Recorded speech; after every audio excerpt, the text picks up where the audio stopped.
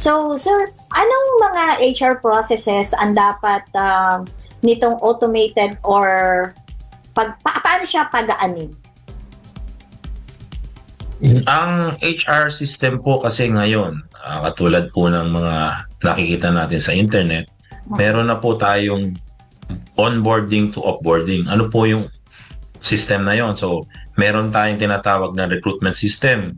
So, ang isang applicant pwedeng maglagay na kanyang data sa isang software or sa isang website, at kung merong mga application or job opening, pwede siyang readily mag-apply. Then, ang HR system din ay pwedeng i-compute yung timekeeping. So, magta-time in and out using biometrics or mga mobile app na nagta-time in. Pagkatapos po, diretso na yan ng computation. Makukompute na dyan yung overtime, yung night differential, yung rest day. Papunta na yan, papuntang payroll.